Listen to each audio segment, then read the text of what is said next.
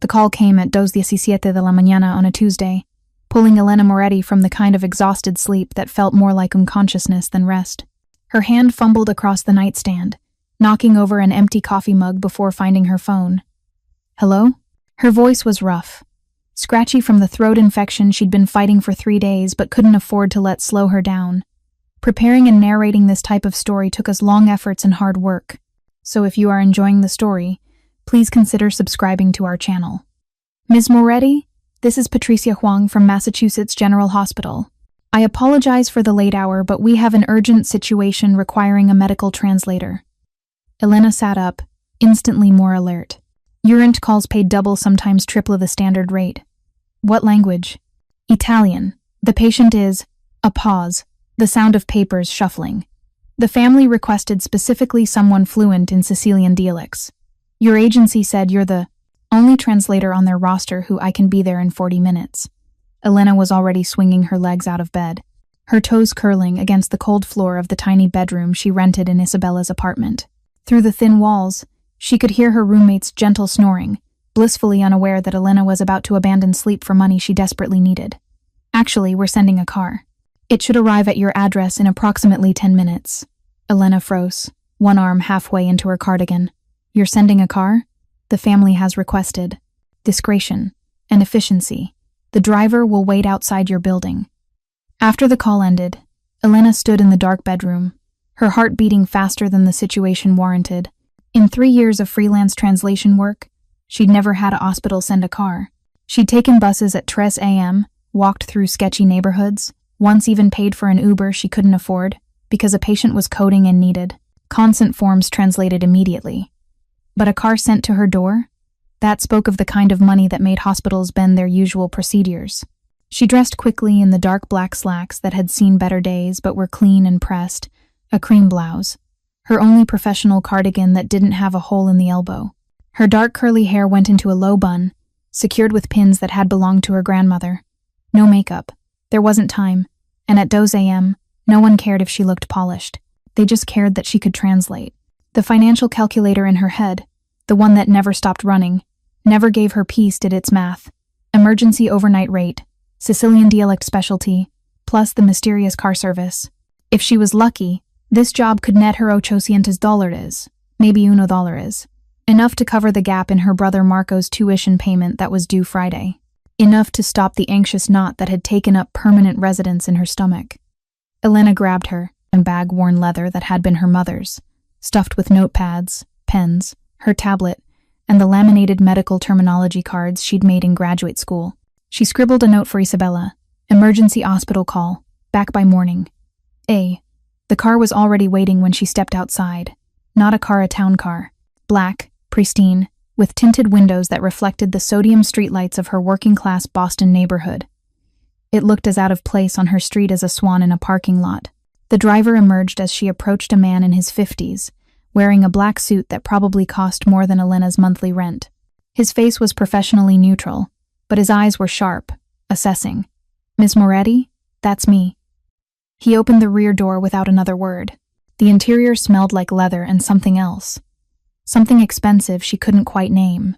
As they pulled away from the curb, Elena caught a glimpse of Mrs. Chen from Tresby peeking through her curtains. Tomorrow there would be questions. The drive to Mass General should have taken 30 minutes at this hour, but the driver navigated Boston's streets with the efficiency of someone who'd made this journey 1,000 times. Elena tried to use the time to center herself, to run through medical terminology in Italian cardiovascular terms, oncology vocabulary, end-of-life phrases. Sicilian dialect, the woman had said. Elena's grandmother had spoken it. The old country words that were more Arabic and Greek than proper Italian. The language of Sicily before Italy even existed. Most modern Italians couldn't understand it. Most translators couldn't manage it. But Elena could. It was one of the last gifts her nonna had given her before. Dementia stole her mind, and then death stole her body. Those childhood afternoons in her grandmother's kitchen, learning to make caponata while nonna spoke the old words, the real words, the ones that carried the weight of centuries. La lingua è potere, her grandmother used to say. Language is power. Elena hadn't understood then. She was beginning to now. They didn't go to the main entrance of Mass General. Instead, the driver pulled into a private garage Elena hadn't known existed. one that required a keycard to access. Security waved them through without checking credentials. Red flag number 1. They took a private elevator that required another keycard. Red flag number 2. The driver remained silent, but as the elevator rose, Elena noticed the slight bulge under his left arm.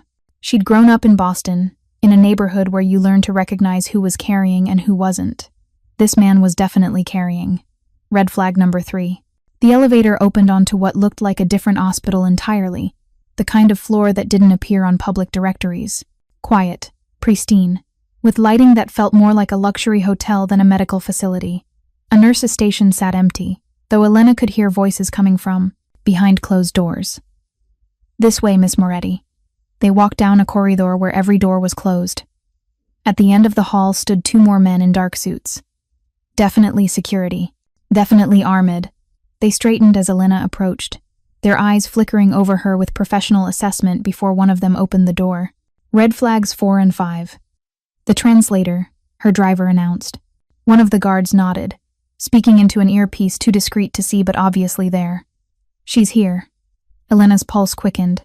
Whatever this was, whoever this patient was, this wasn't a normal hospital call. The money suddenly made sense. This wasn't just about language skills. This was about discretion, silence, forgetting faces and names and whatever she was about to witness. She should leave. Should make some excuse about having the wrong room, the wrong patient. Should walk away from whatever situation required this level of security and secrecy. But Marco's tuition was due Friday. Her own rent was already 2 weeks late, and she'd never walked away from a patient who needed her voice, needed her to bridge the gap between their pain and understanding. Ready, Miss Moretti? The guard's hand was on the door handle. No, Elena thought, but she nodded anyway. The door opened. The room was dim, lit only by the glow of medical monitors and a single lamp in the corner. It took Elena's eyes a moment to adjust, to make sense of what she was seeing. A hospital bed, surrounded by equipment. An elderly man lay there, his face gaunt, his breathing labored. IVs ran into both arms. A ventilator had been removed recently. She could see the marks on his face, the redness around his mouth. But it wasn't the dying man who stole Elena's breath. It was the man standing by the window. He had his back to the room, hands clasped behind him, staring out at Boston's nightscape as if the scene behind him, the death happening in real time, was too much to face directly. He was tall, lean, in a way that suggested controlled power rather than simple slenderness. Dark hair, perfectly cut. A suit that even in silhouette screamed bespoke tailoring. He didn't turn when Elena entered, didn't acknowledge her presence at all. Mr. Caruso, a woman's voice said softly. A doctor, Elena realized, standing on the other side of the bed. The translator is here. The man at the window didn't move. Does she speak Sicilian? His voice was deep, rough with exhaustion or emotion. Elena couldn't tell which. There was an accent there, subtle but present, Italian-American with something else underneath. Yes, sir. Miss Moretti was raised by her Sicilian grandmother. She's fluent in the dialect. Then leave us. The doctor hesitated. Mr. Caruso, as your father's physician, I should remain, leave, us. Not loud but final, the voice of someone accustomed to immediate obedience. The doctor left, and so did the nurse Elena hadn't noticed in the corner. The door closed with a soft click, and suddenly Elena was alone with 2 men, one dying, one devastated, in a room that felt more like a confessional than a hospital. For a long moment, no one spoke. The only sounds were the beeping of monitors and the old man's labored breathing. Then the man by the window finally turned. Elena's breath caught. He was younger than she'd expected, mid-30s maybe. His face was all sharp angles and classic Italian features. Strong nose, defined cheekbones, lips that looked cruel until you noticed the way they were pressed together, fighting something. But it was his eyes that held her. Gray-green, like the ocean before a storm, and currently red-rimmed with the kind of exhausted grief that came from crying when you thought no one could see. He looked at Elena, really looked at her, and something passed between them in that moment. Recognition, maybe, or just 2 people acknowledging that they were about to share something intimate and irreversibly. You're younger than I, he said finally. I'm qualified. Elena's voice came out steadier than she felt. I've been doing medical translation for 5 years. I'm fluent in standard Italian, Sicilian dialect, and Neapolitan. I have a master's in linguistics and I don't need your resume. He moved away from the window, into the lamplight, and Elena saw him fully for the first time. The expensive suit, the slight dishevelment that suggested he'd been here for hours, maybe days, the shadow of stubble on his jaw, the way he held himself controlled, contained, but barely. I need you to understand that what happens in this room stays in this room. You will sign a non-disclosure agreement. You will be compensated extremely well, and you will never speak of this night to anyone. Is that clear? It should have been threatening. Maybe it was meant to be. But what Elena heard beneath the words was desperation. I understand patient confidentiality, Mr. Caruso. You don't need to threaten me. Something flickered in his eyes. Surprise, maybe. Or respect. I'm not threatening you, Miss Moretti. I'm protecting my father's dignity. As if summoned by his son's words, the old man in the bed stirred. His eyes opened cloudy with pain and medication, but alert. Aware. His mouth moved, sounds emerging that weren't quite words yet. Elena moved closer to the bed on instinct, her professional training overriding her nervousness. Signor Caruso? Posso sentirla? Can you hear me? The old man's eyes found her, and for a moment, lucidity broke through the fog. His hand lifted slightly from the bed, trembling. Elena took it gently, feeling how cold his skin was, how thin. Figlia. Daughter. The Sicilian word, rough and wet in his throat. Ci siete? Who are you? Sono Elena. I'm here to help you talk to your son. The old man's eyes shifted to the younger Caruso, and something complicated passed across his face. Pain. Yes. Regret. Love. All of it tangled together like old roots. Dante, he whispered, the name barely audible. Then, more words, tumbling out in rapid Sicilian that was thick with dialect, almost incomprehensible to anyone who hadn't grown up hearing it. Elena's heart clenched. She knew what was happening. She'd seen it before. The dying often reverted to their first language, to the words of childhood when everything else stripped away. She looked at Dante Caruso and saw that he understood some of it. His face showed comprehension, but not all. Not the nuances. Not the full weight of what his father was trying to say. He's asking if you came alone, Elena translated softly. He wants to know if anyone else is listening. Dante moved to the other side of the bed, finally, his movements careful as if approaching something that might shatter. Tell him it's just us. Just family. Elena conveyed this in Sicilian, and the old man's grip on her hand tightened. More words. Faster now. Urgent. He says. Elena's voice caught. She cleared her throat. He says he doesn't have much time. He needs to tell you things before. She didn't finish. She didn't need to. Dante's jaw clenched. Tell him I'm listening. And so it began. For the next 6 hours, Elena became the bridge between father and son, translating words that were never meant for outside ears. Don Vittorio Caruso, she learned his full name in those hours, spoke of his life, his regrets, his pride, his fears. He spoke of the business he'd built. Elena carefully didn't think too hard about what that business might be, though the security and secrecy made it clear. He spoke of his wife, long dead, and how he'd see her soon. He spoke of his son, who had left that business behind 10 years ago and never looked back. Tell him, Don Vittorio rasped in Sicilian, his breath rattling, that I'm proud. Tell him, I understand why he left. Tell him I'm sorry I wasn't the father he deserved. Elena's voice shook as she translated. She couldn't help it. Across the bed, Dante Caruso's face. He remained impassive, but his hands trembled where they gripped the bed rail. Tell him, Dante said, his voice rough, that I wish. Tell him I wish things had been different. Back and forth, Elena carried their words. Sometimes the old man rambled, lost in morphine and memory. Sometimes he was sharply lucid, giving instructions, making demands, issuing warnings about people whose names Elena tried not to remember. And sometimes he spoke directly to Elena. Tu capisci, he said, his cloudy eyes finding hers with surprising clarity. You understand. Tu parli come noi. Tu veni di la nostra terra. You speak like us. You come from our land. My grandmother was from Palermo, Elena said softly in Sicilian. She taught me. A ghost of a smile touched the dying man's lips. Palermo. Si. You have the sound of it, the heart of it. His eyes shifted to his son, then back to Elena. Keep close to him, Figya. He'll need someone who can speak the old words. Someone who understands what the words really mean, not just what they say. Elena didn't translate that. Some things felt too personal, too prophetic, but Dante's eyes were on her, questioning. What did he say?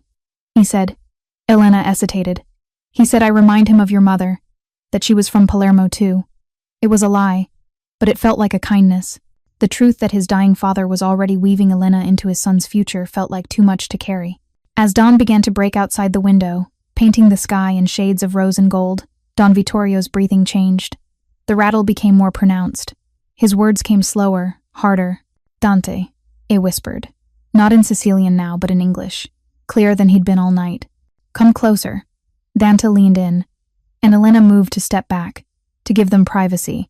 But the old man's hand shot out with surprising strength, catching her wrist. No, stay. You have to translate this. The blessing. Elena looked at Dante, who nodded, his face pale. Don Vittorio spoke in pure Sicilian, in words that were older than Italy, older than countries and borders.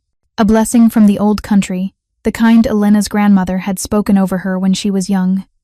Words about protection and strength, about carrying forward what was good and leaving behind what was poison. And then, at the end, something that made Elena's blood run cold. La picciotta ci parla li nostri palori cu lu nostru corida e un regalo. Attenta ida, figlio mio. Lasa ci ida ti vidi quando tu non ti puoi vidiri. Ida sarà la tolusi quando tu si persunta l'oscuro. The girl who speaks our words with our heart, she's a gift. Keep her close, my son. Let her see you when you can't see yourself. She'll be your light when you're lost in darkness. Elena's voice shook as she translated, feeling the weight of those words, the binding nature of a dying man's blessing. This wasn't just translation. This was something else. Something that felt like fate or prophecy or curse. She couldn't tell which. Dante's eyes found hers across his father's body. In them, Elena saw shock, grief, and something else, something intense and assessing that made her skin flush.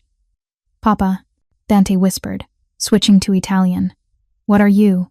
But Don Vittorio's hand was already going slack in Elena's grip. His eyes were closing, his breathing, stopping. The monitors began their terrible song. Dante stood frozen, staring at his father's face. No tears yet, just shock. Just the awful realization that the complicated, painful relationship was over. No more chances for redemption or reconciliation. Just finished. Elena should have stepped back, should have called for the doctor, should have done any number of professional things. Instead, operating on instinct, she didn't question. She moved around the bed and placed her hand on Dante's arm. He flinched at the contact, and then slowly, as if breaking through ice, he reached up and covered her hand with his. His fingers were cold, trembling. Tell me again, he said, his voice barely audible. What he said at the end. About you being a light. Signor Caruso, Dante. My name is Dante. His eyes met hers, and in them was such raw pain that Elena felt it in her own chest. Please, tell me again. So she did. She repeated his father's final words, the blessing that had somehow bound her fate to his. And as she spoke, Dante Caruso's careful control finally cracked. He didn't sob, didn't break down, but tears slid silently down his face as he stood there, holding Elena's hand like it was the only thing anchoring him to earth, while his father grew cold in the bed between them. When the doctor and nurses finally came, summoned by the monitors, by protocol, by the inevitable, they found them like that. The grieving son and the translator who'd become something more in the space of a single night. Something neither of them fully understood yet. Something that would change everything. Elena didn't remember leaving the hospital room. One moment she was standing beside Dante Caruso as nurses moved efficiently around his father's body, disconnecting monitors and IV lines with practiced reverence. The next, she was in a private office on a different floor entirely, staring at a stack of legal documents that seemed to multiply before her eyes. These are standard confidentiality agreements, a man in an expensive suit explained.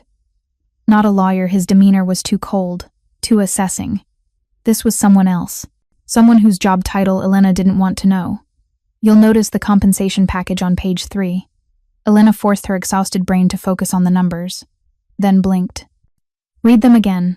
$50,000 for one night of translation work. There's been a mistake, she said. her voice hoarse. The throat infection she'd forgotten about in the intensity of the night came roaring back, making each word painful. This amount is correct. The man had introduced himself as Mr. Marchetti slid a pen across the desk toward her. Mr. Caruso values discretion and quality. You provided both. Elena's hand shook as she picked up the pen. $50,000. That was more than she made in a year. That was Marco's tuition for the next 2 semesters. That was her rent paid for months. That was breathing room. The first real breathing room she'd had since her parents died and left her responsible for a teenage brother and a mountain of debt. But nothing came free, especially not money like this. What exactly am I signing? She forced herself to read, even though her eyes burned with fatigue. Standard NDA language, ironclad and extensive. She would never speak of Don Vittorio Caruso, never mention the Caruso family, never acknowledge she'd been at the hospital that night. Violation would result in immediate legal action, and her eyes snagged on a clause near the bottom. Other appropriate consequences. Other appropriate consequences. The kind of vague language that could mean anything. The kind of language people used when they couldn't put the real consequences in writing. Elena's grandmother's voice echoed in her memory. Attenta con i mafiosi, figlia. L'oro di diavoli è sempre caro. Be careful with the mafiosi, daughter. The devil's gold is always expensive. But was she really in a position to refuse? Could she really walk away from money that would change her life? Change Marco's future, based on suspicions she couldn't prove? She signed. Hated herself a little for how quickly she signed. But she signed. Excellent. Mr. Marchetti collected the papers with brisk efficiency. The money will be wired to your account by noon today. You'll receive $1,099 from a consulting firm, everything perfectly legal and taxable. I assume you'll want to go home and rest now. It was clearly a dismissal. Elena stood, her legs unsteady, and gathered her worn leather bag. As she reached the door, Mr. Marchetti spoke again. Miss Moretti? A word of advice. His voice was pleasant, almost friendly. Almost. Mr. Caruso is in a vulnerable state right now. His father's death, the circumstances. It would be unwise to attempt to capitalize on the connection you formed tonight. Do you understand what I'm saying? Elena turned back, meeting his cold eyes directly. You think I'm going to try to use tonight to… what? Seduce him? Blackmail him? I think you're a smart woman in difficult financial circumstances. Smart people sometimes make choices they later regret when they're desperate. I'm simply suggesting you avoid such choices. Heat flooded Elena's face, anger mixed with humiliation. I'm a professional translator, Mr. Marchetti, not an opportunist. And frankly, I'm insulted you'd suggest otherwise. Something flickered in his expression. Approval, maybe. Or just reassessment. Good. Then we understand each other. The car will take you home. The same driver, the same town car, the same silent journey through Boston's streets. But everything felt different in daylight. Last night's mystery and urgency had evaporated, leaving only exhaustion and a growing sense of unreality. Had she really just spent 6 hours translating a dying man's final words? Had she really been paid $50,000 for a single night's work? Had Dante Caruso really looked at her like… Elena shut down that line of thinking immediately. Mr. Marchetti's warning echoed in her mind. The last thing she needed was to confuse professional duty with personal connection, to mistake the intimacy of shared grief for something more. Besides, men like Dante Caruso didn't end up with women like Elena Moretti. That was reality, not pessimism. He existed in a world of private hospital floors and security details and NDAs with ominous clauses. She existed in a world of overdue rent notices and discount grocery stores and wondering if she could afford to fix her laptop, or if she'd have to make do with the library computers for another year. Last night had been a collision of their worlds, nothing more. By tomorrow, he'd probably forget her name. The thought shouldn't have stung, but it did. Isabella was in the kitchen when Elena finally stumbled through the apartment door at 8 a.m. Her roommate took one look at her face and immediately started the coffee maker. Rough night? You could say that. Elena collapsed into one of their mismatched kitchen chairs, the kind they'd found on the sidewalk, and reupholstered themselves. Long, emotionally draining. But she thought of the money that would hit her account in a few hours. Well paid. How well paid are we talking? Isabella slid a mug of coffee across the table, her dark eyes sharp with concern. Because you look like you witnessed something terrible. I can't talk about it. NDA. Elena wrapped her hands around the warm mug, finally feeling the chill that had settled into her bones. But well enough that I can cover Marco's tuition and rent and breathe a little. Isabella studied her for a long moment. They'd been roommates for 2 years, friends for longer. She knew about the debt, about Marco, about the constant financial tightrope Elena walked. Okay, but if you need to talk about the stuff you can't officially talk about. I know. Thank you. Elena managed to smile. Really, I'm fine, just tired. I should probably sleep, but I'm too wired. Then eat something first. You look like you haven't eaten in days. Had she eaten yesterday? Elena honestly couldn't remember. The past 24 hours had blurred together into a stream of worry and work, and then the surreal intensity of last night. Isabella made her eggs and toast simple, perfect, and Elena ate mechanically while her roommate chattered about her own night. Something about a disastrous Tinder date and a guy who'd spent 2 hours talking about his cryptocurrency investments. Normal things. Regular people problems. Elena tried to engage, tried to act like everything was fine, but her mind kept drifting back to that hospital room, to Dante's face as he watched his father die, to the weight of the old man's hand in hers, to those final words, the blessing that had felt less like poetry and more like prophecy. She'll be your light when you're lost in darkness. What did a dying man see that made him say such things? What had Don Vittorio Caruso recognized in his son's face, in Elena's presence, that made him bind them together with his last breath? Earth to Elena? Earth. Isabella was waving a hand in front of her face. You're doing it again. The 1,000-yard stare thing. Sorry. Just processing. Elena forced herself back to the present. I think I will try to sleep now. Wake me if Marco calls. Of course. But whatever happened last night, you're okay, right? Like, actually okay? Elena wanted to say, yes, wanted to believe it. Instead, she said, ask me again in a few days. She dreamed of her, grandmother's kitchen, of making caponata while Nonna spoke in rapid Sicilian, her hands moving expressively as she told stories about the old country. But in the dream, when Elena turned around, it wasn't her grandmother standing there. It was Don Vittorio Caruso, dying again, his hand reaching for hers. Attenta a idu, figlia, he said. Watch over him, daughter. Iskuru veni. The darkness is coming. Elena woke with a gasp, her heart pounding, the dream already fragmenting. But the sense of urgency remained, along with the feeling she couldn't name responsibility, maybe, or obligation, something that felt uncomfortably like destiny. Her phone showed 3 missed calls from a number she didn't recognize. No voicemails, just calls at 1 a.m., 1:30, and noon. Before she could process that, a text came through from her bank. Wire transfer received, $50, cero. It was real. All of it was real. Elena stared at her phone screen until the numbers blurred. Then she called Marco. Hey. Her brother's voice was bright, cheerful, unaware that his entire academic future had just been secured. What's up? I thought you had that big translation job last night. I did. Marco, I need you to check your student account. Your tuition should be clear by end of day. Silence. Then, Elena, what did you do? My job. I did my job, and I got paid very well for it. She kept her voice light. Easy. No more worrying about spring semester, okay? You can focus on your finals. But 50,000, he'd obviously looked at the tuition balance. Elena, that's not normal translator money. What kind of job was this? The confidential kind. Marco, I'm fine. Everything is legal and above board. I got lucky. Right client, right skills, right timing. You're sure? The worry in his voice made her chest ache. When had they switched roles? When had her baby brother started trying to protect her instead of the other way around? I'm sure. Now go study for your organic chemistry final. And stop worrying about money. That's my job. After they hung up, Elena lay in bed, staring at the ceiling of her small room. Through the walls, she could hear Isabella moving around, the sounds of normal life.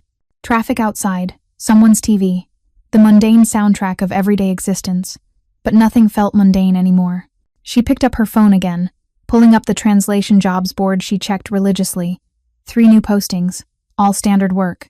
Medical appointments, legal consultations, the bread and butter of freelance translation. She should apply to all of them, should get back to her regular life, regular work, regular struggles. Instead, she found herself searching.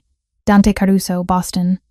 The results were surprisingly sparse. A few mentions in business articles he ran some kind of consulting firm, completely legitimate, nothing to do with his father's business. A profile that mentioned his Harvard MBA, his work in corporate restructuring, no social media presence, no scandal, no indication whatsoever that he'd been the son of a man who died surrounded by armed security. He'd left that world behind, his father had said. 10 years ago, never looked back. What must that have cost him? What kind of strength did it take to walk away from family, from power, from everything you'd been raised to inherit? Elena closed the search, disgusted with herself. This was exactly what Mr. Marchetti had warned against.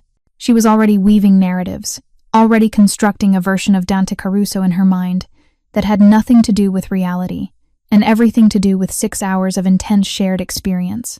She needed to forget about him. Cash the check, pay the bills, move on with her life. In a week, this would all feel like a strange dream. In a month, she'd barely remember his face. She was almost convincing herself when her phone rang again. Unknown number. Elena hesitated, then answered.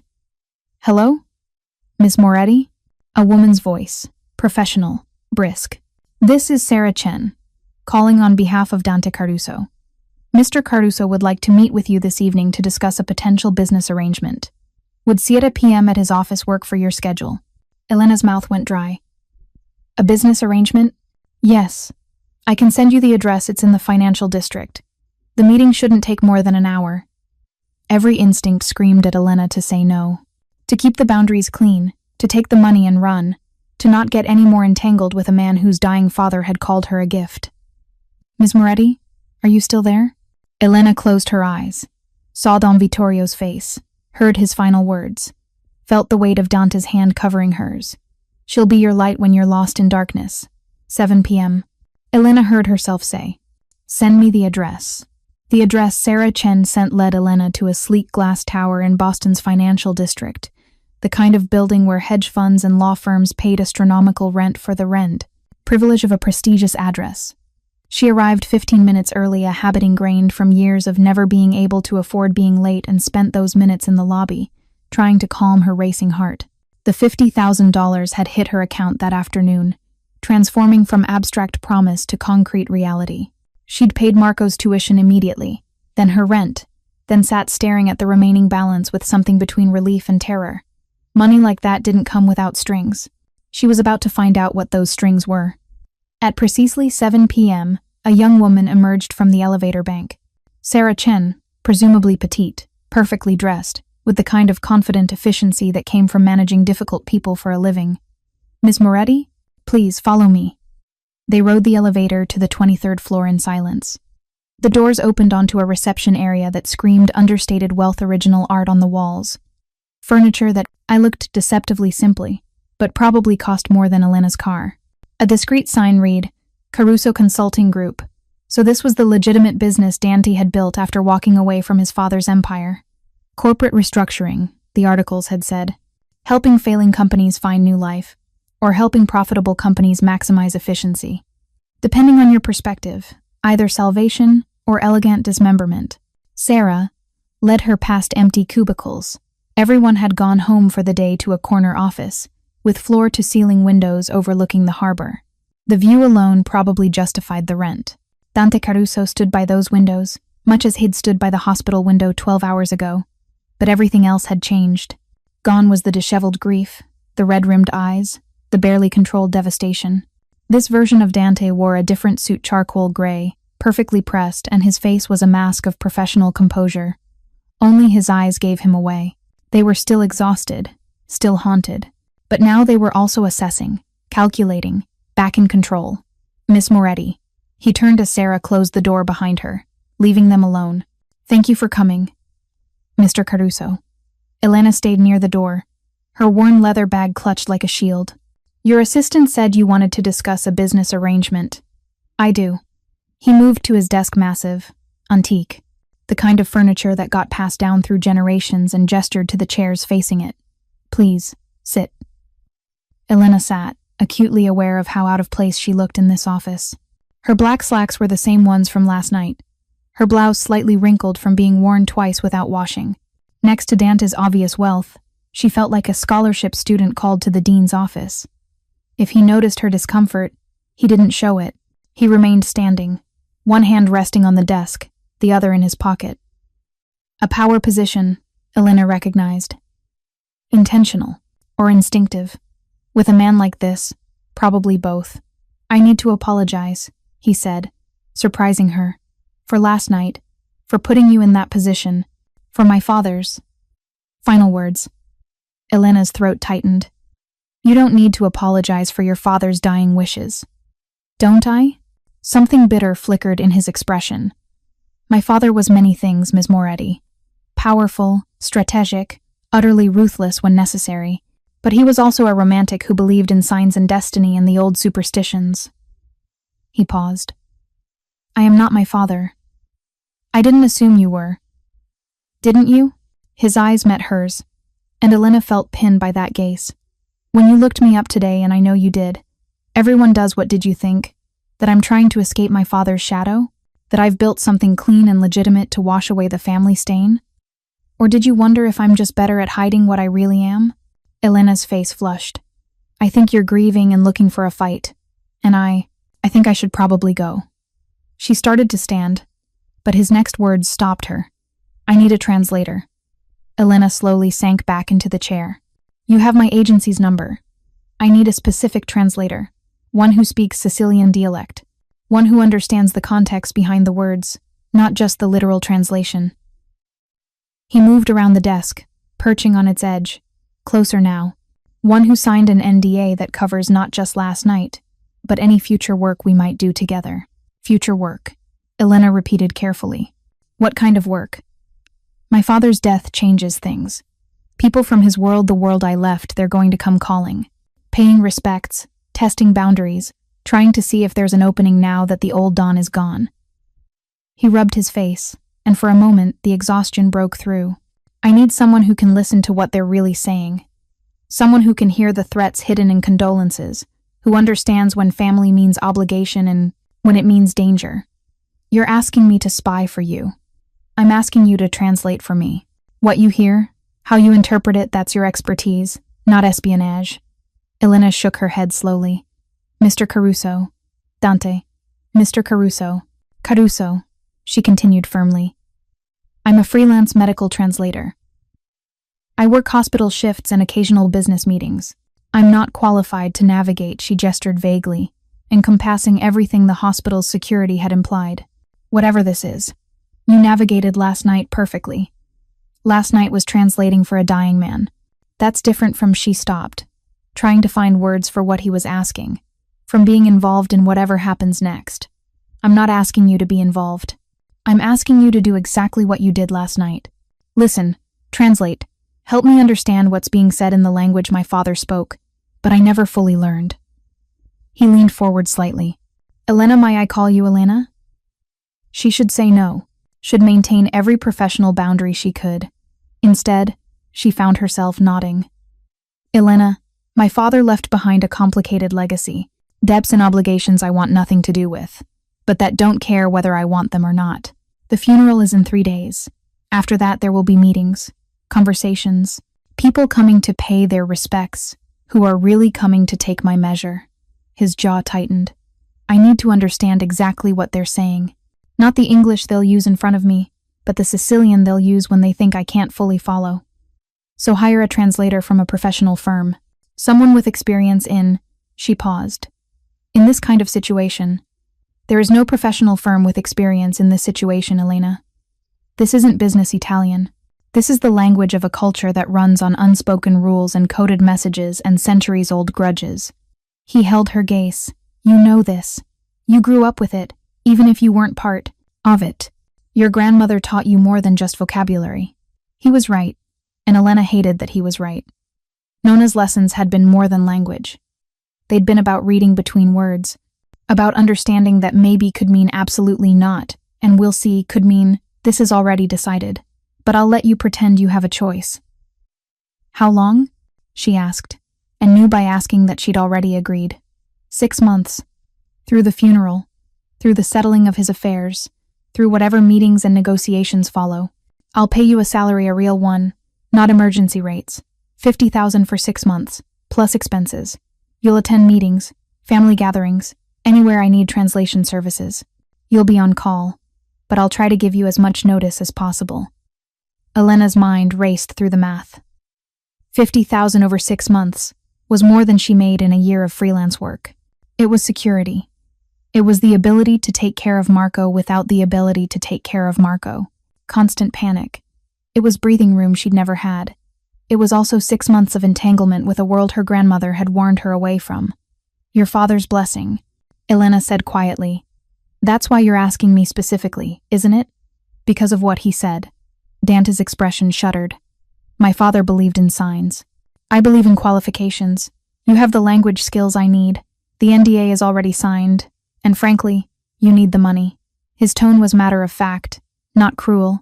I'm offering you a legitimate business arrangement that benefits us both. But you believe it too, Elena pressed. What he said about me, that I'd be your light in darkness. You believe in his superstitions more than you want to admit. For a long moment, Dante didn't answer. Then, I believe my father was an excellent judge of character. And I believe he saw something in you last night that made him trust you with his final words. That's enough for me. It was an ovation. But Elena let it. I have other clients, other commitments. Keep them. This wouldn't be full-time, just on call. I'll work around your schedule when possible. And when it's not possible, then I'll make it worth your while to adjust your priorities.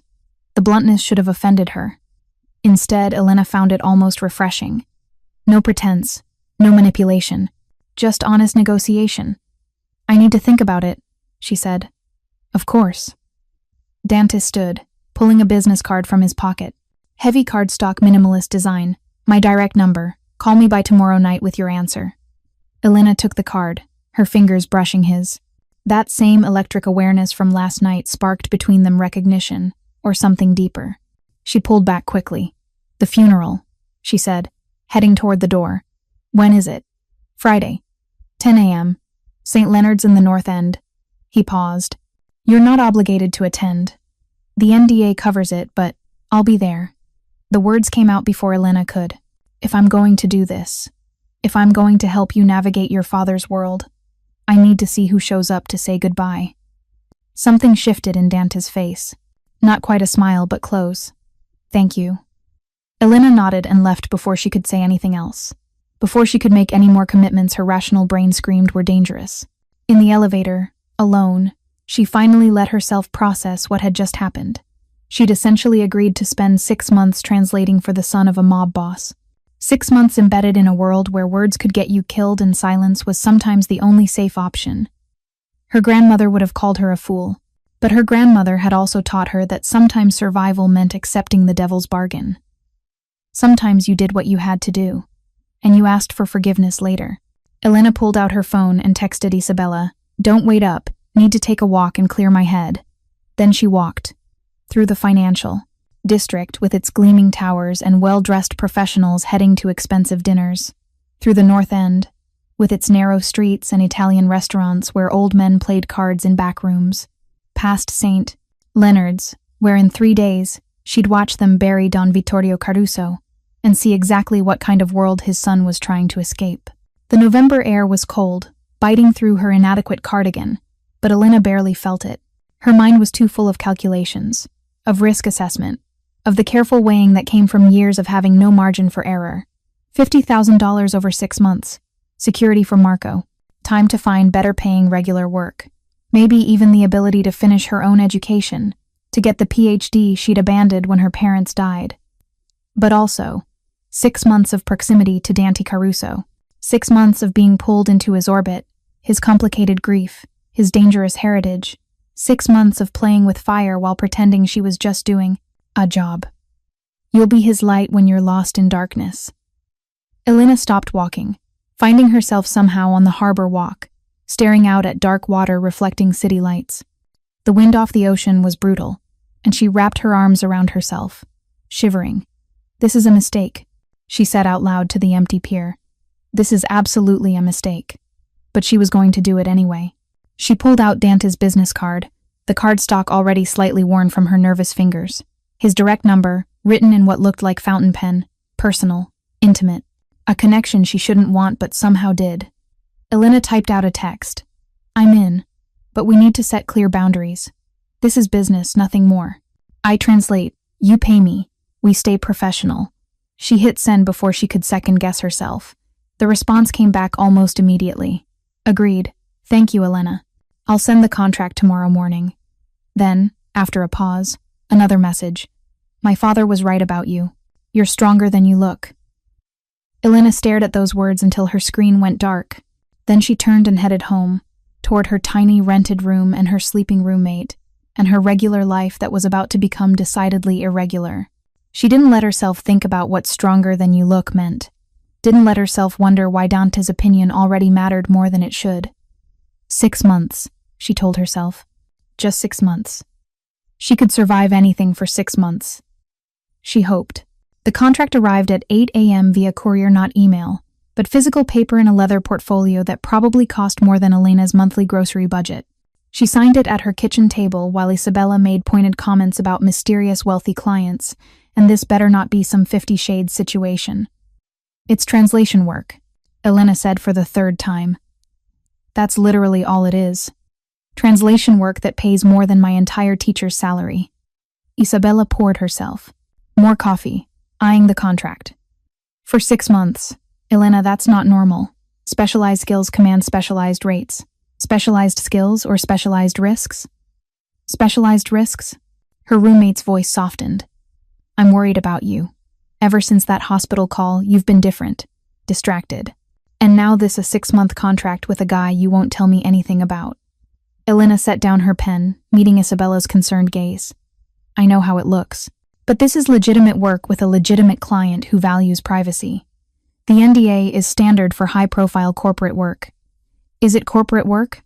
The question hung between them. Elena thought about lying, but Isabella had been her friend too long. It's complicated work for a complicated client, but it's safe. I promise you, I'm not in any danger. You better not be. Isabella pointed at her with the coffee spoon. Because if I have to explain to Marco that his sister got herself mixed up in something shady, he will absolutely blame me for not stopping you. Marco doesn't need to know anything except that I have a well-paying contract for the next 6 months. Elena signed the last page of the contract with a flourish. Besides, you couldn't stop me if you tried. I'm very stubborn. Don't I know it? Isabella sighed. Just be careful, okay? Rich, mysterious clients aren't usually that mysterious without reason. Elena thought about Dante standing in his father's hospital room, tears sliding silently down his face. About the way his hand had trembled when she touched him. About grief so raw it had filled the room like smoke. I'll be careful, she promised. The funeral was 3 days away. Between then and now, Elena had to prepare herself for whatever came next. The North End on a Friday morning looked almost peaceful. Tourists hadn't descended yet, and the residents moved through their routines with practiced ease, old women pulling grocery carts, men drinking espresso at corner cafes, the smell of baking bread drifting from family bakeries that had been there for generations. St. Leonard's Church stood at the heart of it all, its ancient brick facade weathered by centuries of New England winters. Elena arrived an hour before the funeral, dressed in the only black dress she owned, simple, modest, appropriate for a translator who was there on business, not as a mourner. The church was already filling up. Elena slipped into a back pew, trying to be invisible, trying to just observe. But observation was her job now, so she watched carefully. The attendees sorted themselves into clear categories. In the front pews, family. Dante stood out even from the back, tall, composed, his black suit impeccably. Around him clustered other Carusos, people who shared his sharp features and that particular way of holding themselves, like they owned whatever space they occupied. Behind the family, the business associates. Elena recognized the type even without knowing names. Men in expensive suits with hard eyes. Women dressed in designer black. Everyone radiating that particular aura of controlled power. These were the people from Don Vittorio's world, the world Dante had left, but that wouldn't let him go. And scattered throughout. The neighbors. The ordinary people. The woman who'd known Vittorio when he first came to Boston. The baker who'd sold him bread for 40 years. The priest who'd heard confessions Elena suspected were more tactical than spiritual. She watched them all, mental notes forming. This wasn't just a funeral. It was a changing of the guard, a power vacuum forming in real time. Every conversation, every interaction, every person who came to pay respects was also sending a message. You must be Elena. Elena startled.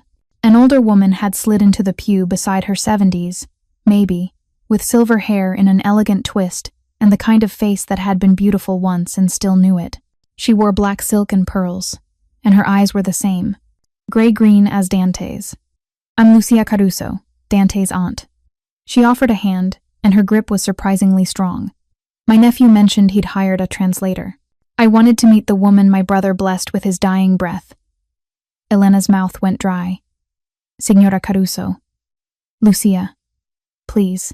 Signora makes me feel ancient. She studied Elena with unnerving intensity. You look like my sister-in-law. Dante's mother. Same coloring, same build. Did Vittorio mention that? He said I reminded him of her. Of course he did. Vittorio believed in patterns repeating, in history circling back. Lucia's expression was unreadable. He also believed in protecting what was his. Dante most of all, even when they were at odds. She paused, especially when they were at odds. Elena didn't know what to say to that. Lucia didn't seem to expect a response. Instead, she continued, the people here today, they're going to test my nephew, push boundaries, make offers disguised as condolences, try to pull him back into the fold now that his father's gone. Vittorio's protection deals with him, you understand? I'm just here to translate. Are you? Lucia's smile was sad. My dear girl, you stopped being just anything the moment you held my brother's hand while he died. Whether you wanted it or not, you became part of this family's story. The only question is what part you'll play. Before Elena could respond, organ music swelled. The funeral was beginning. Lucia stood, touching Elena's shoulder briefly. Stay in the back if you like, but know this, they're watching you too, wondering who you are, what you mean to Dante. Be careful what you reveal. Then she was gone, moving to join the family at the front. Elena sat frozen, Lucia's warning echoing in her head. They're watching you too. She forced herself to stay still, to breathe normally, to not scan the crowd looking for who might be assessing her. This was what she'd signed up for. 6 months of navigating a world where even attending a funeral was a strategic act. The service was in Italian, heavily Catholic, traditional. The priest spoke of Don Vittorio Caruso's devotion to family, his generosity to the community, his strong faith. He didn't mention the business. Didn't acknowledge what everyone in the church knew but no one would say. It was a careful dance of truth and omission. When it came time for eulogies, Dante stood, walked to the pulpit, gripped its edges like he needed something to hold on to. My father, he began in English, was a complicated man. A ripple went through the crowd's surprise, maybe, or appreciation for the understatement. Dante's voice was steady, controlled, but Elena could hear the thread of emotion underneath. He loved deeply and fiercely. He protected his family with everything he had. He built an empire from nothing, turned respect into power, turned power into legacy. Dante paused. He was also stubborn, old-fashioned, and completely impossible to argue with. Soft. Laughter from the crowd. A release of tension. My father and I disagreed on many things. We spent years barely speaking, but in his final hours, we found, not resolution, exactly, but understanding, mutual respect. Dante's eyes scanned the crowd, and for just a moment, they found Elena's. He reminded me that family isn't just blood. It's the people who stand with you when everything falls apart. The people who translate your heart when you can't find the words yourself. Elena's breath caught. He was talking about her. Obliquely, carefully, but definitely about her. My father's last words were a blessing. He blessed his family, his friends, his community. He blessed the old ways and the new ones. He blessed. Dante's voice roughened. He blessed the future, whatever it might bring, and he told me to hold on to what matters, to let go of old grudges, but never forget where I came from. He stepped down from the pulpit without another word. As he'd passed Elena's pew, their eyes met again. In that brief glance, Elena read exhaustion, grief, gratitude, and something else, something that looked dangerously like dependence. She looked away first. The burial was private, family only. Elena stood outside the church as they loaded the casket into the hearse, watching the procession of black cars follow it toward the cemetery. She should leave, should go home, wait for Dante to contact her about the first official meeting. But Lucia's words echoed. They're watching you too. And sure enough, as Elena turned to go, a man approached. 50s, barrel-chested, with the kind of face that had seen violence and dealt it back. He wore an expensive suit that couldn't quite disguise what he was. "You're the translator," he said in accented English. "Not a question. I'm Elena Moretti. And you are?" "Salvatore Russo. I was a friend of Don Vittorio's." His eyes assessed her coldly. "It's interesting, you being here. The Don's last translator. I was hired to help him communicate with his son. It seemed appropriate to pay my respects." Of course. Salvatore's smile didn't reach his eyes. "And now you're working for young Dante, yes? Helping him with, what? Business communications? I'm afraid I can't discuss my client relationships, Mr. Russo." Professional. Smart." He stepped closer, and Elena fought the urge to back away. "Let me give you some advice, Miss Moretti. The world Don Vittorio lived in the world young. Dante thinks he's escaped. It doesn't let people go easily. His father's death leaves many things unsettled, many obligations unfulfilled. You understand? I'm just a translator." "Yes, you keep saying that.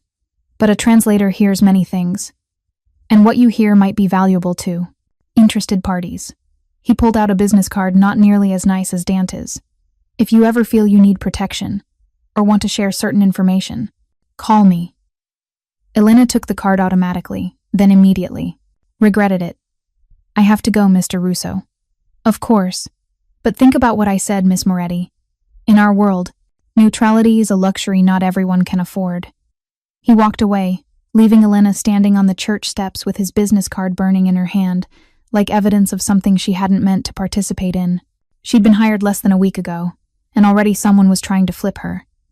Trying to turn her into an informant, a spy, whatever you called it when you sold information about your client. Elena's hands shook as she pulled out her phone and took a photo of Salvatore Russo's card. Then she threw the actual card in a nearby trash can. 6 months, she reminded herself. She just had to survive 6 months. She was starting to wonder if she'd survive 6 weeks. The Petrov mansion's grand foyer was all marble columns and crystal chandeliers, the kind of ostentatious wealth that announced itself loudly. Men in expensive suits clustered in groups, their conversations, halting as Alexei and I entered. The weight of their collective scrutiny felt physical. A man in his 60s approached, silver-haired, distinguished, with eyes that missed nothing. Alexei's posture shifted subtly, shoulders back, chin up. "Alpha meeting Alpha." "Mikhail Petrov," Alexei said, extending his hand. "Thank you for hosting." "Alexei Morozov." Petrov's handshake was firm, assessing. His gaze slid to me, curious. "And you've brought a guest. Unusual." "Family," Alexei corrected smoothly. "Mikhail Petrov, may I introduce Elena Volkov, my cousin, Irina's granddaughter." The reaction was immediate. Conversation stopped. Heads turned. I felt the shift in the room's energy: surprise, speculation, disbelief. Petrov's eyebrows rose. "Irina Volkov, Oksana's sister. I thought she died in the Soviet collapse. She made it to America," I said, finding my voice. "She passed away 3 years ago. I didn't know about this side of my family until Alexei found me." "Found you." Petrov's tone was neutral, but his eyes were calculating. How convenient. Just when tensions are rising. "The DNA doesn't lie," Alexei said coldly. "She's Volkov blood, which means she's under my protection. I trust that's understood by everyone here." The threat was subtle but unmistakably. Petrov held Alexei's gaze for a long moment, then smiled slightly. "Of course. Welcome to the fold, Miss Volkov. Your grandmother was legendary, even before she disappeared. It seems strength runs in the family." He gestured toward the drawing room. "Come. The others are waiting." As we moved through the crowd, I felt hands Alexei's, steady at my back, guiding, protecting, claiming. Men nodded respectfully to him, their eyes lingering on me with various degrees of interest and suspicion. "That's Gregor Kuznetsov." Alexei murmured near my ear, indicating a heavy-set man with cold eyes. Loud, aggressive, but ultimately follows whoever has the most power. Ivan Orlov. He nodded toward a thin, sharp-faced man is a snake. Never trust a word he says, and he stopped. The temperature in the room seemed to drop. A man stood by the fireplace, surrounded by a cluster of younger associates. Late 20s, as I'd seen in his photograph, but somehow more imposing in person. Dmitry Sokolov wore his suit like armor, every inch of him radiating controlled power. When his eyes found mine, they held a predatory intelligence that made my skin crawl. Alexei. Dmitry's voice was smooth, cultured. I'd heard you were bringing Katerina tonight. Imagine my surprise to learn you'd bring someone else instead. Change of plans. Alexei's hand pressed more firmly against my back. Dmitry Sokolov, my cousin Elena Volkov.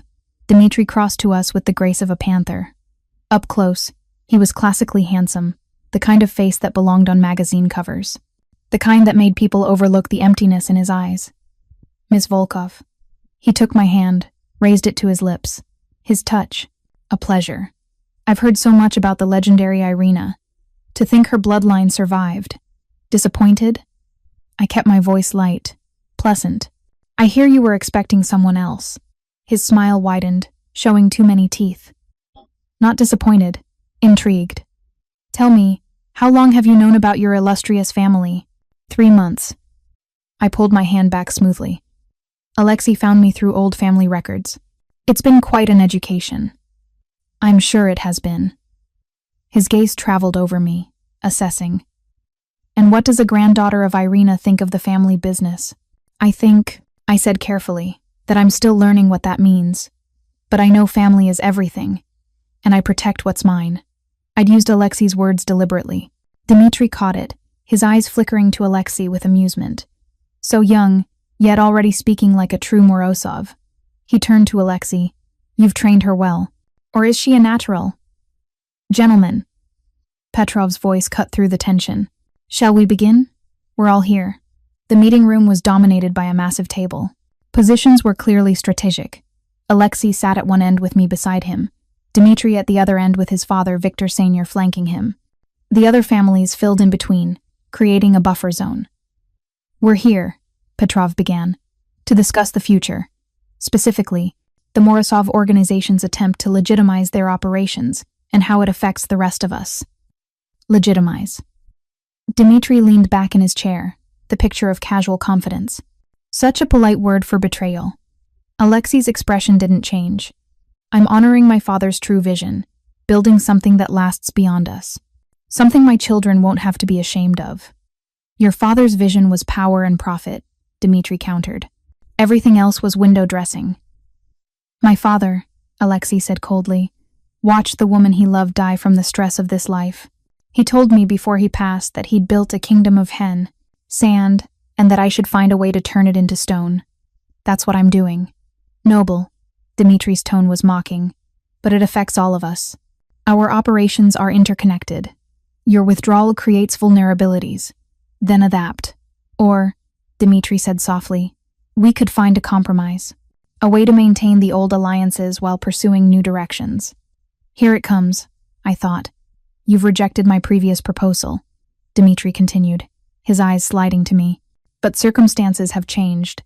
You have new family to consider, new assets to protect. Alexei went very still beside me. Explain. A marriage alliance, not with Katerina. I understand your protectiveness there. But Miss Volkov, he smiled at me. She's unattached, I presume? And carrying the Volkov name makes her quite valuable. A union between Sokolov and Volkov through her would satisfy the old traditions while allowing you to pursue your legitimization project. The room went silent. Every eye was on me. I felt Alexei tense, felt the rage radiating off him in waves. But his voice, when he spoke, was ice. Elena's not a bargaining chip. Everything is a bargaining chip in our world. You taught me that yourself. Dmitry leaned forward. Ms. Volkov, what do you think? Surely you understand the honor I'm offering. An alliance with the Sokolov family would protect you, elevate you. No. The word hung in the air. I hadn't shouted it, hadn't even raised my voice. Just stated it as fact. Dmitry's eyes narrowed. No? I didn't survive 3 years scraping by in America, didn't watch my grandmother die alone in a country where no one spoke her language, didn't cross an ocean to find my family. I leaned forward, holding his gaze just to become a trophy wife for a man who sees women as assets. So no, Mr. Sokolov, not interested. A muscle ticked in his jaw. You misunderstand the nature of my offer. I understand perfectly. You want to use me to control Alexei and gain access to the fine Volkov legacy. But here's what you don't understand. I'm not for sale, not for power, not for politics, not for peace. I felt Alexei's approval radiating beside me. If you want an alliance with the Morozovs, you'll have to find another way. One that doesn't involve treating me like cattle. The silence was deafening. Then, surprisingly, Gregor Kuznetsov laughed, a booming sound that broke the tension. She has fire, this one. Just like old Irina. I remember when she told off Dmitri's grandfather in front of the entire brotherhood. Legendary. Even some of Dmitri's own associates smiled slightly. But Dmitri himself looked murderous. Perhaps, Petrov interjected smoothly, we should take a recess. Let cooler heads prevail. Drinks in the library, gentlemen and lady. The meeting broke up, men clustering in conversation groups. Alexei stood, his hand finding my elbow. We need to talk. Now. His voice was tight with controlled emotion. He guided me to a private alcove off the main room, out of sight, but not out of the building. His hands gripped my shoulders. That was brilliant and absolutely reckless. Do you understand what you just did? Told the truth? You humiliated Dmitri Sokolov in front of the 5 families. You challenged his authority and his pride. He ran a hand through his hair. He'll retaliate. Not tonight, too many witnesses. But he'll make you pay for that insult. What was I supposed to do? Smile and say I'd consider it? Yes. His voice rose slightly, then he checked himself. No. God, no. But you could have been more diplomatic. Let me handle it. I can fight my own battles. Not in this world. You can't. Elena. These men don't follow normal rules. Dmitri especially. He stopped, his expression shifting to something like fear. If he see this you're a threat or an obsession, there's no limit to what he'll do. Then we stick to the plan. Show strength. Make it clear I'm under your protection. And the plan just went out the FOM. He pulled out his phone, typed rapidly. I'm increasing your security detail. You don't go anywhere without armed guards. And you're moving into the main house, closer to Katerina's wing where I can... Alexei. I placed my hand over his phone, stilling it. Breathe. We knew this would be risky. We knew Dmitri would push back. I didn't expect him to propose marriage to you within 20 minutes of meeting you. His eyes blazed. I didn't expect to feel... He stopped himself. Feel what? He stared at me, jaw working, clearly wrestling with something. Then, before I could process it, he cupped my face and kissed me. It wasn't gentle. It was claiming, possessive, desperate. His fingers threaded through my hair, pulling me closer, and I found myself kissing him back with equal fervor. Heat exploded through me, erasing every thought except the feeling of his mouth on mine. His body pressed against me, his heart hammering in sync with my own. When he finally pulled back, we were both breathing hard. That, he said roughly. I didn't expect to feel that. Alexei Morozov. Dmitri's voice cut through the moment like a knife. He stood at the entrance to the alcove, his expression unreadable. How touching. The protective cousin. Or is it something more? Alexei stepped in front of me, blocking me from Dmitri's view. This conversation is over. On the contrary, it's just beginning. Dmitri moved closer, and 2 of his men appeared behind him. You see, I did some research of my own after hearing about Ms. Volkov's sudden appearance, and I found something interesting. My blood ran cold. 3 months ago, Elena Volkov was a freelance interpreter living paycheck to paycheck. 3 months ago, Alexei Morozov paid off substantial debts in her name. 3 months ago, he smiled coldly, is exactly when you claim to have found her. Alexei said nothing, his body coiled tight as a spring. So either this is the most convenient coincidence and be an all. Dmitri continued, or Miss Volkov isn't quite what she seems.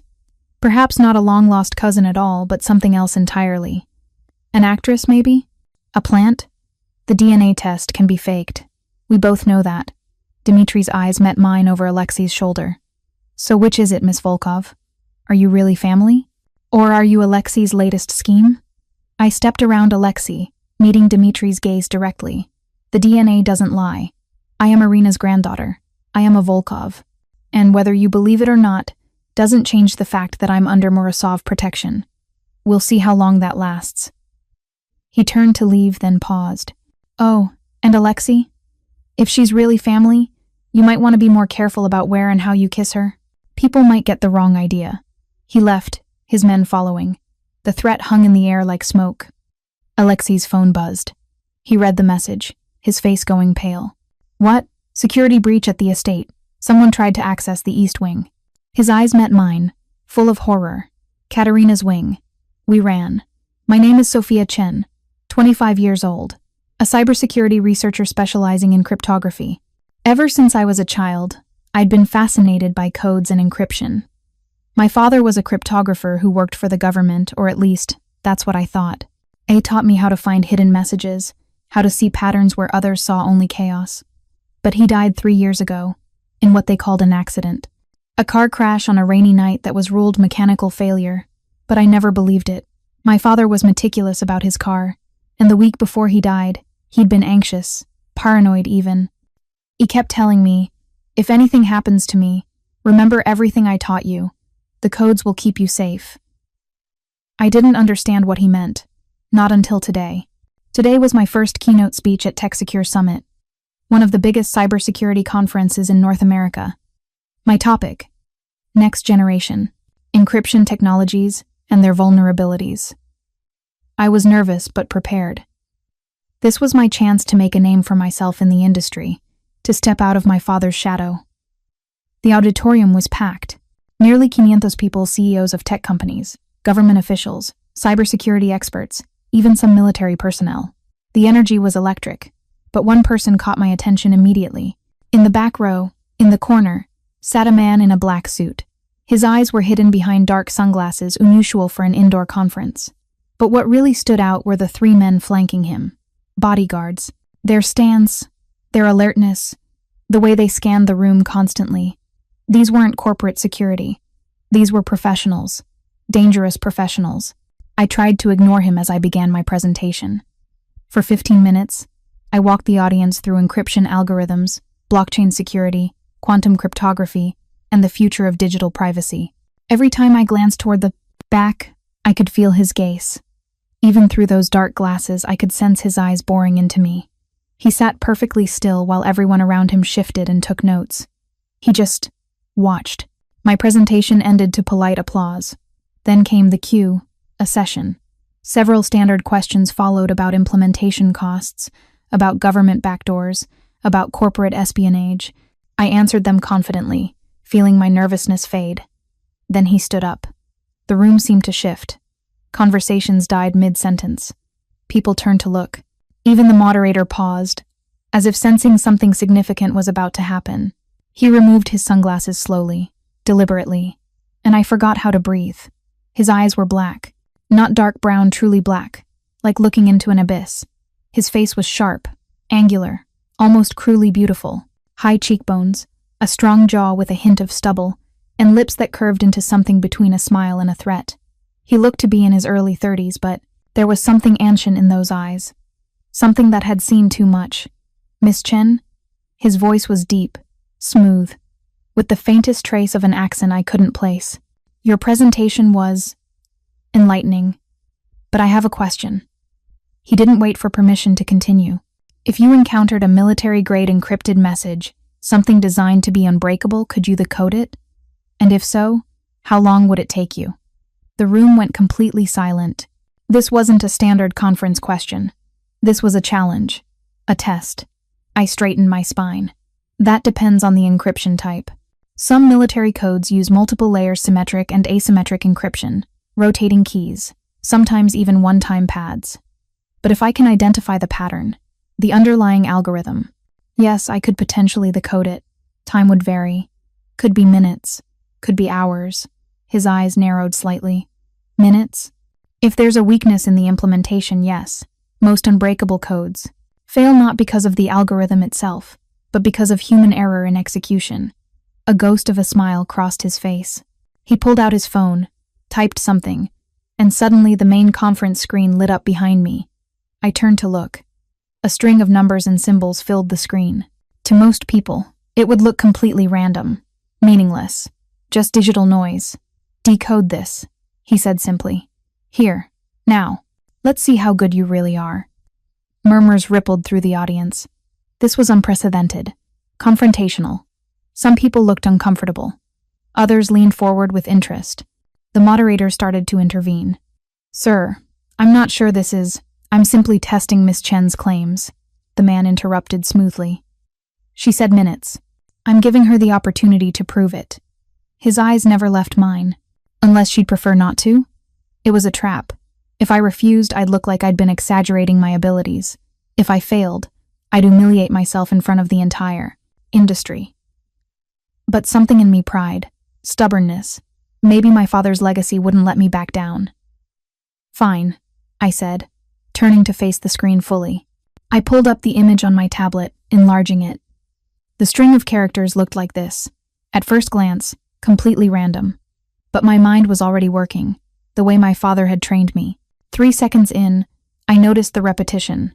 The numbers 73, 45, 91, 12, and 23 appeared multiple times, but in varying sequences. 5 seconds. This wasn't purely random. It was a substitution cipher, but layered. The first layer was probably a simple Caesar shift, but there was something underneath. 7 seconds. I saw it. The pattern wasn't in the numbers themselves, it was in their positions. Every third number was part of the real message. The others were noise. 10 seconds. I had it. I turned to the microphone. The room was so quiet I could hear my own heartbeat. "The eagle lands at midnight," I said clearly. Absolute silence. Then, the man in the black suit began to clap. Slowly, deliberately. The sound echoed through the frozen auditorium. "Impressive," he said, his voice carrying despite not being amplified. "Very impressive, Miss Chen." He walked toward the stage, and people instinctively moved out of his way. His bodyguards flanked him, but he waved them back as he approached the stairs. "But I have one more question," he said, climbing the steps. A more important question. He came to stand directly in front of me, so close I could smell his cologne, something woody and expensive with an undertone of danger. "How do you know that code?" His voice dropped to nearly a whisper, but there was steel beneath it. "That specific encryption method is used by a very select group of people. People who don't advertise their communications. So I'll ask again, Miss Chen, how do you know it?" My mouth went dry. Because I did know it. My father had taught me that exact pattern. He'd made me practice it until I could encode and decode it in my sleep. He'd called it the Shadow Protocol, but he'd never told me who used it, or why. My father taught me. I said, my voice steadier than I felt. He was a cryptographer. He taught me hundreds of codes. Something flickered in those black eyes. "Your father's name?" "Dr. James Chen. He worked in government cybersecurity. He died 3 years ago." The man's expression changed completely. The predatory smile vanished, replaced by something I couldn't read. Surprise? Recognition? Concern? He turned to one of his bodyguards and said something in a language I didn't recognize. The bodyguard's eyes widened, and he immediately pulled out his phone. The man turned back to me. "We need to talk. Privately. Now." "I don't think it's not a request, Miss Chen." His voice was soft, but there was an undercurrent of command that made it clear he was used to being obeyed. "Your father's name just put you in a very complicated position, and standing here in front of 500 witnesses, having just decoded a message that shouldn't exist in civilian knowledge," he leaned closer. "You need protection, whether you realize it or not." The conference organizers had provided a small meeting room. Just me, the mysterious man in the black suit, and one of his bodyguards standing by the door like a statue. "My name is Dante Rossi," he said, sitting across from me. He didn't offer his hand. "And before you ask, yes, that's my real name. No, I'm not going to apologize for putting you on the spot out there. And yes, everything you've heard about my family is probably true." I stared at him. Dante Rossi. The name clicked immediately. The Rossi family controlled half of the East Coast's, well, everything. Legitimate businesses mixed with rumors of less legal Sophia Chen, a brilliant cryptography expert, discovers her late father's dark secret after decoding a Mafia encrypted message at a tech conference. Dante Rossi, the young head of a powerful crime family, reveals that her father worked as their encryption specialist for over a decade before being murdered by paranoid members of the organization who saw him as a liability. Dante explains that Sofia's public demonstration of decoding skills has made her a target for rivals and federal agents. He offers her two choices: risk uncertain danger alone, or accept his protection by working for him as her father did. Initially resistant, Sofia finds a hidden letter from her father, confirming the truth and urging her to trust Dante if he ever contacted her. Her father left her encrypted files containing damaging information about criminal networks insurance to protect her. Armed with this leverage, Sofia meets Dante at his penthouse and negotiates strict conditions. She won't facilitate trafficking or terrorism, demands full transparency, wants self-defense training, and will release everything if he betrayed her father. Dante proves his sincerity by giving her access to his personal bank account worth hundreds of millions. They form a partnership based on mutual vulnerability and trust. Working under intense pressure, Sofia creates new encryption protocols to replace her father's outdated system, preventing FBI from decoding seized communications. During exhausting work sessions, she and Dante grow closer, as he reveals his motivation staying in the criminal world to maintain ethical standards his father established and prevent worse men from taking over. The professional relationship crosses into romance when Dante drives her home one night. Despite acknowledging the danger and complexity, they give in to their attraction. Dante declares his possessive nature, and Sofia accepts becoming his, fundamentally changing their relationship and intertwining their fates in the dangerous underworld. Preparing and narrating this type of story took us long efforts and hard work. So if you are enjoying the story, please consider subscribing to our channel